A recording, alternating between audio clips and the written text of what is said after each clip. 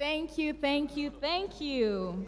Okay, so I think they talked about who everyone else was, but I guess I didn't get an intro, so I'll just introduce myself. My name is Morenike George Taylor. I'm the president of the Restaurants, Cafe, Bars, Clubs Association of Nigeria, and I'm the Group Chief Operating Officer of 355 Group. It is really exciting to start this conversation today, and I'll let you settle in, Choma, as I start with Iyadini on this wonderful question. Okay, so Africa influences global culture, but how do we convert the cultural influence into measurable tourism revenue? What is the one shift Africa must make to fully unlock Afrocentric tourism? Good morning, everybody. Morenike, thank you very much for that question. What's the one thing that Africa can do to unlock the potentials? Well, I'm not sure that there's only one thing. I think that there's a million and one things. I think the world is not ready yet for what's about to come. I think that we're ready. I think that we don't need permission to position Lagos, Nigeria, and Africa on the global map. I think that one of the things that is important for us to start to think of very strategically and very, very intentionally is that for hospitality and tourism, you have to find your own. And where everybody is talking about oil and gas and energy and all those exciting, fancy things that have economically sustained us, I think the one thing that we're not looking at is culture, is identity, is legacy, and it's pretty much what we can do to elevate the things that make us authentic as Africans. And if you juxtapose that in a space where you're talking about hospitality, travel, and tourism, if you start to infuse Afrocentric strategies and ideas and start to tell stories along what Africa stands for, I think that that would be the new oil and gas. I think that we have tested and trusted this model, at least I have in the last, 8 years. And I think that if you are very intentional as to how you position Africa in your service delivery, hospitality, travel, and tourism, I think that you're going to be going to the bank with a big smile on your face. Thank you so much. Now, I think everything you said is so significant because in 2023 alone, 1.2 million international visitors came to Nigeria. I mean, 1.2. If all of them spent only $1, that is $1.2 million on the table in Nigeria. So these conversations are important. So I think I'm going to go to Chef Eros with the same question. What is the one shift Africa must make to fully unlock Afrocentric tourism? Like she said, there's a lot. Africa has so much to offer the world, especially when it comes to flavor. I always say, want to know if people taste their food. And as somebody who has worked in the food industry for over the years, I have seen how much food has brought people together. You spoke about the number of people who have traveled to Nigeria over the last year during Dirty December, generating over 100 billion naira in revenue to the economy. Partnerships, security can go a long way. I think that it's important that we start to prioritize and plan for it. We heard recently about the roads and the road networks that was being constructed during this time. It's a need, but not timely. I think it's important that we start to prepare for what's coming because a wave is coming. Oh, that's true. Africa is a new frontier. We've seen what's happened with Afrobeats. We've seen what's been happening with Nollywood. We've seen the art wave that how many people have traveled into Nigeria in search of art in the last month? However, preparation for that time is now. And even as we go into this celebratory period and welcome all these people into our home, we have to do it with open arms, with love and respect, and most importantly, with pride of who we are. Thank you so much. I love what you said about structure, because it reminds me of when I think Banky W was speaking and he talked about ambition and structure and the importance of there being a harmony between both. I think that really and truly, if we do not sit down and say, this is how we want to approach this, how do we really take our place as the giants of Africa? You know? I'm loving these responses, but I would like to hear from you, Lola, before I come right back to you, Choma. Ziona. Okay. Yes. Yeah, so in addition to what he said, one of the things he said is partnership, and I'm looking at it, but on the Africa level. At the moment, Africa is marketing as 54 different products. It's not marketing as Africa. There's nobody saying, I'm coming to Africa, and maybe I'm going to the West African region. So how can we come together to do that? So we all agree that, you know, we're selling that one product, and people are coming to it. And really, storytelling is important. So if you look at Ghana, in 2019, they had the year of the return. And, you know, the significance was about when the slaves went, I think it was 400th anniversary for slaves going to Virginia. And, you know, so what were they doing? They were selling Africa or Ghana to the diaspora, people in diaspora, and they came. So they did see revenue shift. And then after that, it became beyond the year of the return. Yeah. And so there's a story they're telling, and it just keeps going. So we need to be able to tell a story to attract people, to be able to see that actual conversion. Thank you so much, Lola. I think you are really speaking the language that is being spoken here. When we're talking about negotiating international trade agreements, I was thinking about how much effort is being put into collaboration. In the tourism sector, we see a lot of investment, a lot of trade. I mean, when you're importing your salmon, importing your steaks, I mean, sometimes importing your staff, getting people to come in from outside of Nigeria. And we even look at real estate. You have people outside of Nigeria buying property in Nigeria because of the way it appreciates, right? So I think that definitely you are right. What story are we telling? These are the issues. Chama, you're the last person, but not the least. Can I have your view? What is the one shift Africa must make to fully unlock Afrocentric tourism?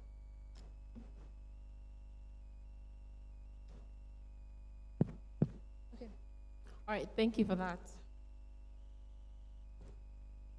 The one shift we must make, and I think we are making, I will just borrow a few points from what everyone has said. She had mentioned storytelling. There's a lot that has gone into storytelling and that has curated a narrative that has brought that, the wave of people coming into Nigeria, and you know, Nigeria in December specifically at this time. Now, what we need to do is to go on a global scale, right? It's not just about Dirty December. It's not just about the season. It's about making it a staple at the end of the day. I think that is something that is key, and it's something that we have started, and it's just to fine-tune and develop and, you know, make it right. Spot on, Chioma, spot on. In fact, I think the Lagos State government just organized a stakeholders conference, and one of the key things that was discussed in that conference, you're laughing, right, was actually how we can make Dirty December all year round. Oh, yeah, exactly. So definitely, you are definitely in the right place, and I really appreciate what you've said. Now, my dear Yadini, we're going to go to another topic, but I think it's easier for you to advise us because it's your area of specialty, right? I want to ask you about hotels. Echo Hotel is one of Africa's most recognized hospitality brands. What strategy should hotels adopt to strengthen Nigeria's global hospitality brand, especially in a market where security perception, pricing pressures, and guest expectations are evolving rapidly? I think one of the most interesting things about this December is that customer behaviors are changing. So for those that are unable to change, their businesses will suffer for it this Christmas. However, for those that are receptive, and honestly, I must say I'm impressed by what you're doing in Echo Hotel. They will not only survive, they will thrive. So what can hotels do? I want to respond to this question with a case study. In 7 years ago, if you dropped a pin at the lobby of Eco Hotels, you can hear the sound of it. That's how empty it was. December was a time when all the corporates are going away on holiday, businesses are shutting down. There's not much activity to do. It was all of Fly Time, Cecil's event, and I don't know, maybe one or two other musical concerts, one comedy show, and that was it. And of course, that doesn't sustain us as a business. The whole month of December was literally dead. Just pre-COVID, I remember having a conversation with my board and saying, we are going to get to a place and time that we would not survive as a business when we continue thinking ourselves as a business hotel. We are built as a leisure resort. We are sitting on the entire Adetokunbo Ademola from the roundabout all the way to the beginning of Ahmadu Bello. And that in itself, I mean, I could only see dollars, you know. So I'm saying, if we were intentional about curating something that even the clientele don't even know that they need, you would be anticipating that you are providing something that people will enjoy, people will pay for. You will target a market that's different, which is family, leisure, travel, holiday, tourism. And even though every time you mention tourism in Nigeria or in Africa, well, actually, specifically Nigeria, it's almost like you're speaking Greek. Yeah. There's so many demons against you. There's infrastructure, there's security, there is, you know, safety. There's all sorts of demons that we ourselves consistently put in front of us as if those are the stumbling blocks that we're building instead of building actual experiences, you know. And 7 years ago today, I can tell you that in 2 weeks, in the last 15 days of Christmas, I generate more revenue than I generate in the third quarter of the year. Wow. And that's, you can please clap, because That is I can tell you amazing. something, there's a lot of intentionality about that. Yeah. There is thinking not just about Eco Hotel as a hotel, because, I mean, we do sell rooms and restaurants, but that's not what we're about. We're going to be 50 next year, and I dare say that we are more than just a hotel. We have moved on from being affiliated with brand chains and, you know, all the big brand names. We are wholly Nigerian. We are Eco Hotel and Suites, and we are the leader in this industry. Without trying to sound arrogant, we simply are. And we have moved from being, you know, a hotel that sells rooms and restaurants to a hotel that's selling experiences. In the 12 days of Christmas, we don't only sell you a package that has rooms and, you know, and all these basic things. We have theater, Broadway musical theater, that requires practice for 9 months just for you and your family. We love Donald Trump because he has made it difficult for Nigerians to go to America and for Africans in the diaspora to stay in America. We love him for that reason. And all of them are going to come to Nigeria and they will experience an African tale of Christmas. And this was inspired, by the way, 3 years ago. We were trying to sell Western stories for the first 3 years. Yeah. 3 years ago, a little girl said to me at the end of Tropical Christmas, "Ma, can we see a little bit more about Africa?" And you know when somebody who you just don't think had a clue about what they were saying just drop something and you go home and you just think very deeply. I'm thinking that's a lack there. Our children don't even know Africa. They don't, everything we talk to them about is Santa. Guess what? You will come to Eco Hotel this year and you will see Africa in its grand and royal representation. East, west, north, and south. We're sick and tired of telling us to pay 60 million naira to get a visa to their country. We're rich enough to spend that money here. And, you know, packages are selling out. If you haven't already bought your tickets, we'll wait for you for next year's package. But you know what? We also have day passes, and we have ticketed events for you guys to experience all of the richness that Africa has to offer. Thank you so much, Yadidi. Honestly, right, I was definitely thrilled. You know, when I saw the packages, I immediately told my dad that we're going to the circus this year. I have always wanted to go to the circus in Nigeria. I have been outside of Nigeria, but I felt that it's an experience to bring here. You see, why do we need to leave the country to have world-class experiences? A lot of people are making heavy investments in Nigeria, millions of dollars, just to create these experiences. But if not properly tapped, we would lose out. So how do we make sure we don't? So these are the core issues that we're having. Morenike, I went to Guangzhou in China 6 months ago because I needed some inspiration. And I went to a Cirque du Soleil in Guangzhou. And 60% of the performers were Africans. Oh, I wow. went looking forward to bringing some Chinese and Asian performers, and I went there to see African performers. And I came back and went to Ghana, Cote d'Ivoire, Zimbabwe, Namibia, and all these people are going to come, and you will pay me money for that trip. But I can guarantee you, we are the art, we are the talent, and there's no need to go anywhere else. Actually, it will be ridiculous to spend your money anywhere else. Thank you, thank you, thank you. Okay, I think this is such a grand stage, and I think it's a good time to talk about food. Does anyone here like food? Can you wave your hands if you like food? Like, I don't have a lot of food lovers here. you You know, said as, like. as You president, said as like. president of the Restaurant Association, we could have given out meals, dates, Question parties. was like, change it to love. Does anyone here love food? Can you wave your hands? Okay, I have a few people here. Now, this question goes to Chef Eros, who is opening a wonderful restaurant next week. I'm looking forward to that. Food is one of the strongest cultural connectors. How can African cuisine become a global tourism driver and a major part of destination branding? Now, why I want this question, you know that this year, one thing I love is that you're heavily involved in this sector. You know what happened with the Canadian Embassy and their partnership on how we can actually do more business together. You saw what happened with the South African Embassy and their partnership to see how we could do more business together. The last South Africa Day, we had over 15 African countries present looking at how to collaborate on the area of food, such that if we're having festivals outside, we have Nigerian food festivals outside of Nigeria. So how can we drive this, Chef Eros? I think we're already doing that.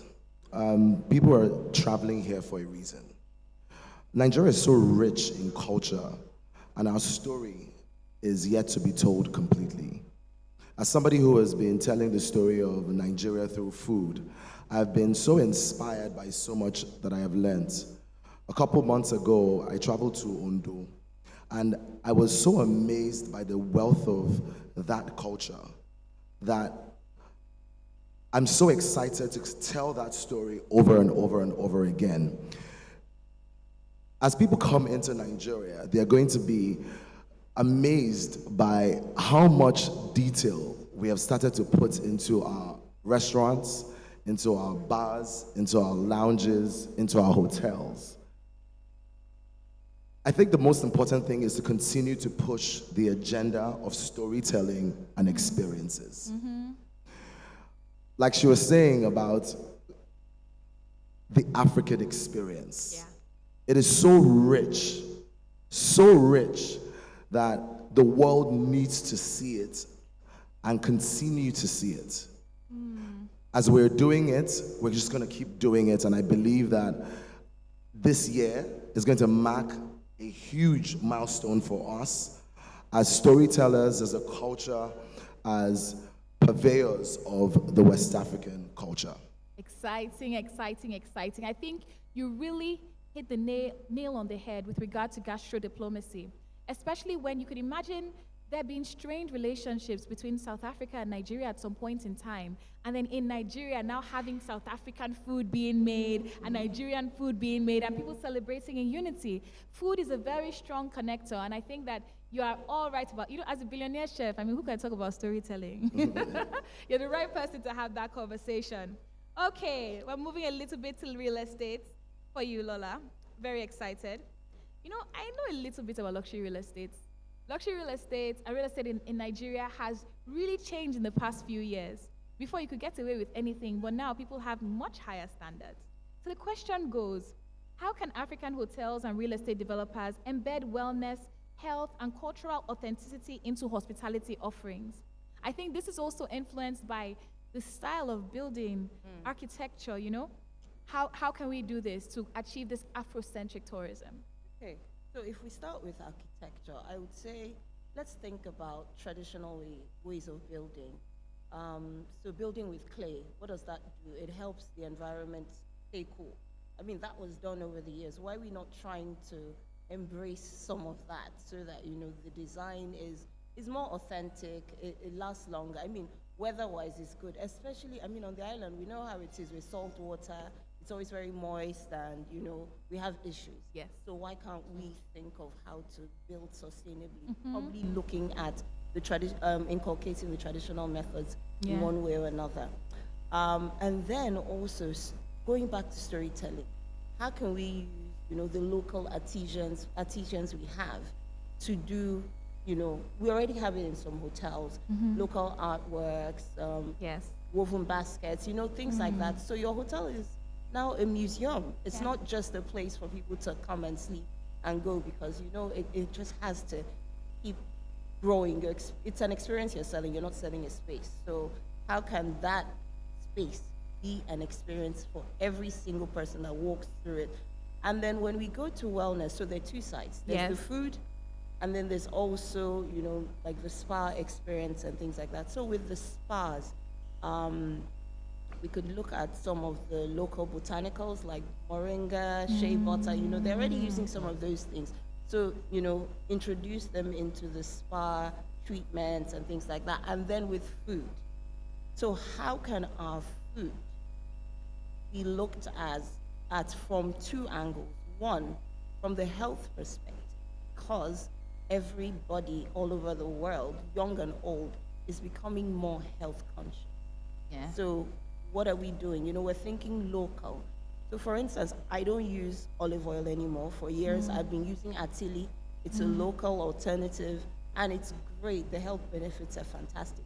So why can't we use that? Why do we need to still be using imported olive oil, for instance? And, you know, there's so many other things we could be using. But really thinking about the food.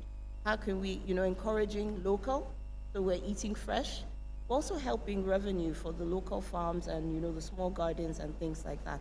And then also looking at it as cooking our own local meals, the healthier versions of it at the hotels. So we don't necessarily want to be selling a hamburger and pasta that everybody around the world already eats. You know, let's also sell our own local food. I think that's really fascinating because you see, in real estate, I see so many projects. There's project A, B, C, D, E, F, G. What makes one project stand out from another project? And I do think that if you can actually capture that spirit of an Afrocentric approach, you would actually be able to stand out in your real estate development, and it would really do a lot for the tourism sector of Nigeria. So I really love that answer, Lola. I have my question now moves to Chioma. Now, Chioma, I will like putting you on the spot because I want to go deeper into this issue of real estate, right? What infrastructure gaps in transportation, accommodation, safety, or experiences must be fixed for us to actually achieve West Africa as a global tourist destination? I mean, you do a lot in this sector. What are the real infrastructure gaps that you're experiencing? I think for infrastructure, there's a lot that needs to be done, and I think that we've not emphasized on it as much. I'll give an example. I do a lot of work in construction, and for construction, most of the materials that are needed are heavily reliant on the FX dollar, right? Yeah. Now we have most of these resources in Nigeria, and the major issue is extraction, processing, as well as transportation to where it is needed. Those raw materials, right?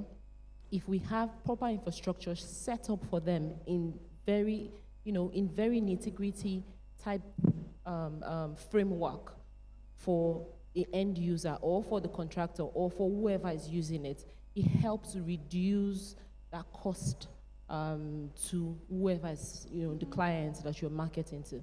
And then think about it from from the point of hospitality.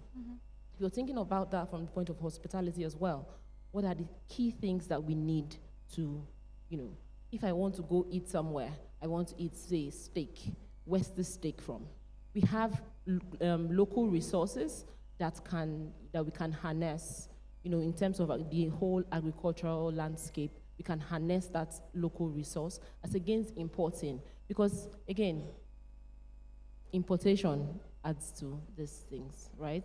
Transportation, all these things factor in and add to those costs at the end of the day. Like even these bad roads. And no. When you get there, sorry, I didn't hear you. Like even, I said like the bad roads, and when you're talking about infrastructure, like all those kind of things. Oh, okay. So I think that power is a very strong influencer on that. Power. I don't think that any business can survive without stable power.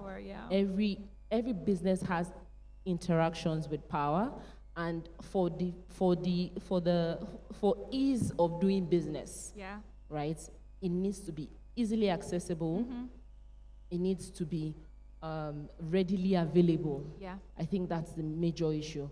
Most businesses can reduce their cost by, a significant chunk if the issue of power is fixed. Now, let's talk about infrastructure. A lot of us business owners or business managers, we've had to have states where we come in and we support community into getting those general infrastructure set up. Because at the end of the day, the community that you find yourself in is what supports you and your business. Very true. So it is really, really important for us. Very true. Thank you so much. Thank you so much. I mean, I was talking to some business owners the other day. We had a meeting of our association, and one of our members was complaining that they had to get people to secretly fill a pothole in front of their organization because it was sending guests away. And, to fix a pothole in front of your organization by yourself, you have to pay. And, they didn't want to pay and also have to fix the pothole in front of their space. But it's really brought to light the infrastructural issues that are affecting our operations in Nigeria. Think about if I have a business, I'm on your way to Roxton, right? Exactly. Heroclay, and then the entire road is bad. Exactly. It does not It can help. discourage. Yes, it discourages people from coming in. It doesn't help people coming in. So the onus is now on the business owner or the business manager to then find ways to, get the people in. In getting the people in, you are also trying or contributing to that infrastructure support. If you wait for the government, most times, it will not be favorable. It might not be done, exactly. I think So, you're right. Again, it's that support to the community at large at the end of the day that helps you grow your business. Anthony, you want to say something? Sorry. I was just, my head is all over the place. I wonder whether we might think about this thing slightly different. And I don't know whether we might throw this out to the audience as well, but we spend a lot of time talking about this issue of infrastructure. I don't know if you've read a book by Oswald P. Bittek, Waiting for Godot. The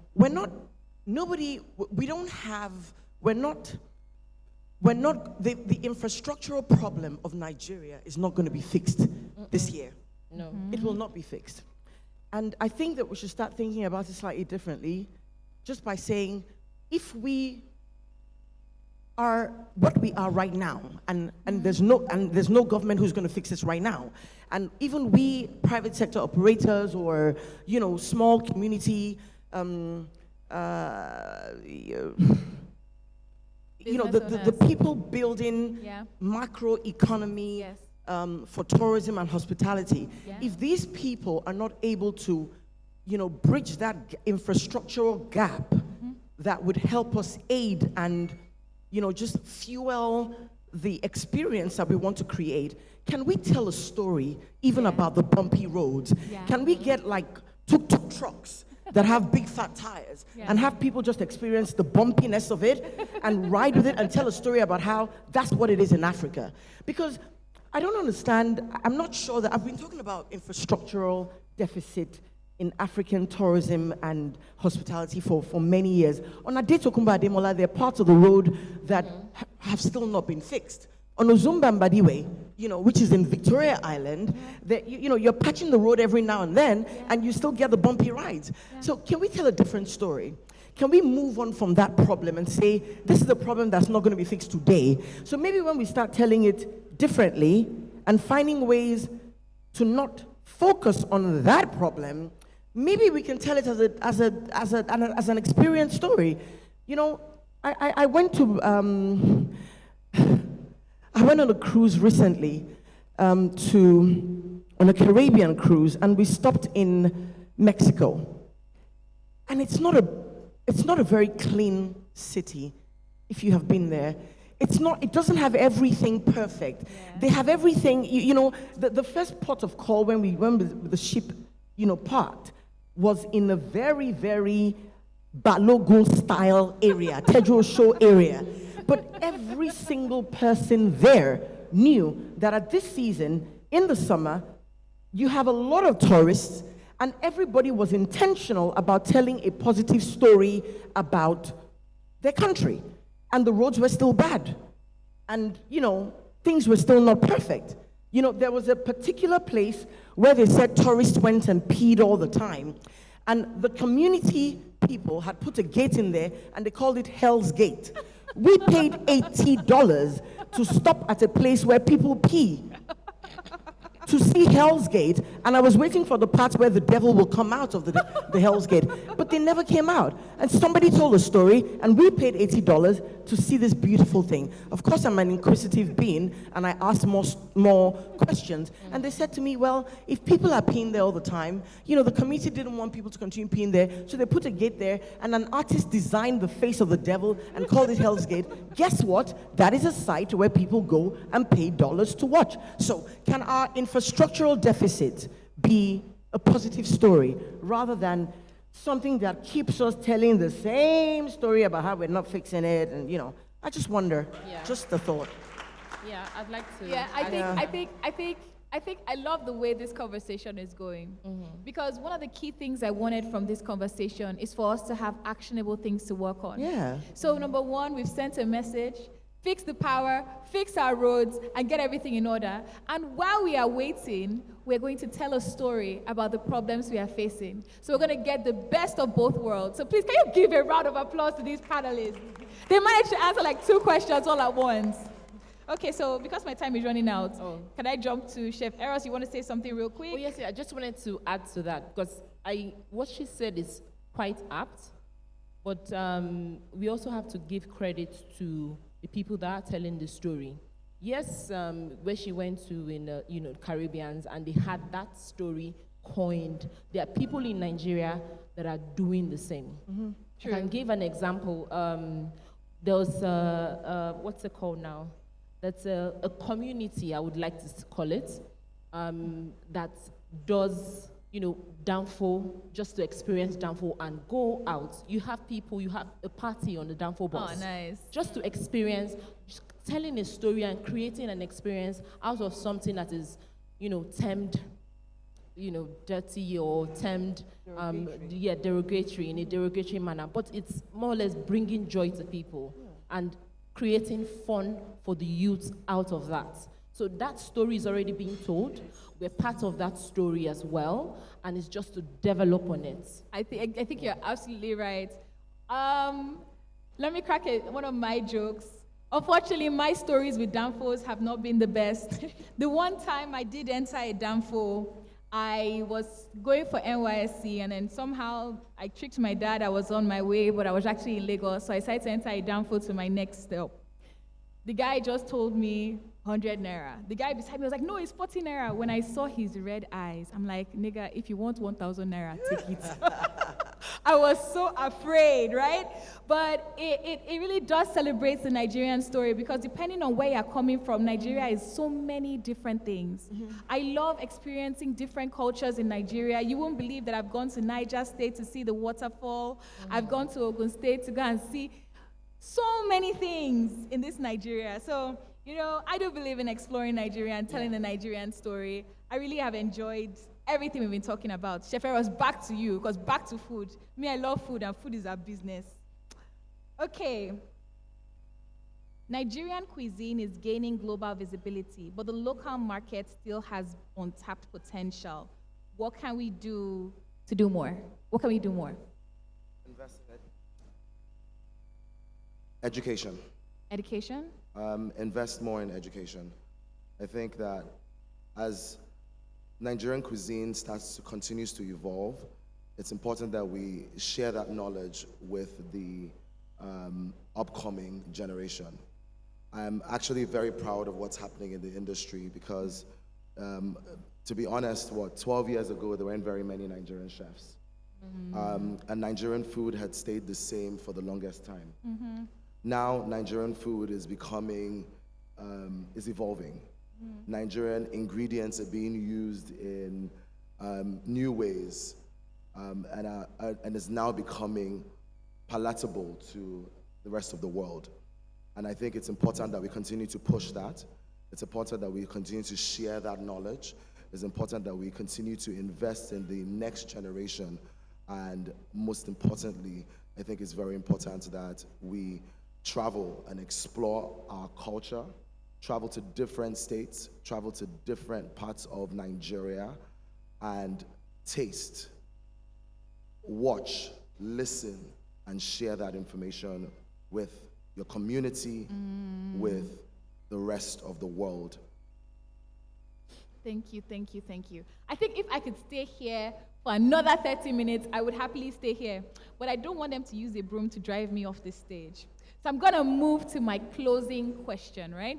And I'm going to start from Chioma and go all the way back here. Sometimes, I believe some of these questions, people believe we have a magic wand, right? So imagine that you had a magic wand and you could implement one policy, one partnership, or one model to strengthen Africa's tourism sector. What would it be and why? You could do just one thing. What would it be and why? Chioma? So whether it's in real estate, whether it's in hospitality, in hotels, in restaurants, anywhere, just one thing you would do. I think that would be driving education in our culture, right? We're not doing enough to educate ourselves and the global village of who a typical Nigerian is, or what Nigerians stand for. We are blessed with a diverse and a rich culture across, many tribes, and there is not much storytelling to those, and those cultures and what they stand for. Now, yes, it's interesting that a lot of people are coming into Nigeria and they, re-putting or re-recognizing Nigeria on the global map when we have, when we come to these seasons. But again, what is Nigeria known for? We need to change that negative narrative that we've always had and change it to a positive narrative that brings people in. I'm sure if you go on TikTok, you see all the a couple of Americans or whites. They typically, someone's trying to speak Nigerian, like a Nigerian, someone is trying to eat maybe a cuisine and or something, right? There's a lot that we need to do to bring back, a positive vibe and tell our story in a very cultural way. Okay. That's Thank you so much. Thank you so much. Okay, I hear education. Adoni, what do you have to say? One thing you could do.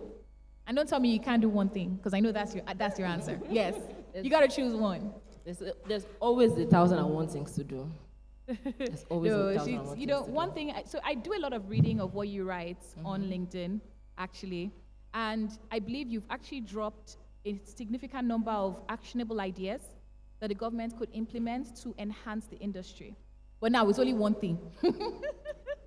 Well, my one thing would be, I think we need a national reorientation for self-worth and national identity. I think that if every Nigerian realizes that Nigeria and the growth and progress of Nigeria is dependent not on a government and not on a select group of people, especially because we don't have control over that. I think that if each and every one of us leaves knowing that we have a responsibility to rewriting the narrative of the Nigerian story, that we the people are the catalyst that can break that chain of mental slavery that can propel us to get the Nigeria that we so desire. So my one thing would be a national reorientation of self-worth and pride for the African continent. Thank you, thank you, thank you. Really, a lot of people need it, sincerely. So Chef Eros, what's your one thing? Also not allowed to say anything more than one thing.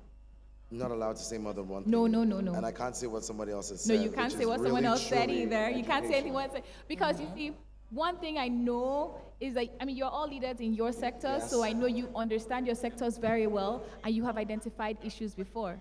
But I'm the moderator today, so I'm your policeman, insisting on I one still thing. want to double click on education, but I think if there was one thing that I would do, even though it's still related to education, it would be history and connectivity between all states. I guess investing in transportation that allows us to be able to travel across Nigeria to explore other parts of Nigeria, as there is more to Nigeria than Lagos. I think that's really right. I remember that I was invited by an ambassador on a trip, actually, with a few other people that were not from Nigeria. They had better pictures of experiences in Nigeria than I had. In fact, this guy is bringing out his phone and saying, "Look at me in Enugu by the waterfall," and I'm jealous. So I do believe that, yes, if we were more connected, we would achieve so much more. Ola, what are your thoughts? So I'm still going to piggyback off training. But Training. But looking at it from the professionals in the industry. So training on two angles, I think, standardizing it so that, there's some sort of, what would I say, a standard curricula that we are all using. So there's a standard in terms of the level and quality of the service that people are giving. And then also making it, a career path instead of a part-time job in quotes. Oh, perfect. I love that. Training and making it a career path. You didn't ask me, but I'll throw in my 2 cents. Please, can we make getting visas easier so we even get the door open, right? So please, if you find out the cost of a Nigerian visa today, you would definitely hold your breath. Anyone that, sometimes it's so funny. Someone said that, oh, people want to come here.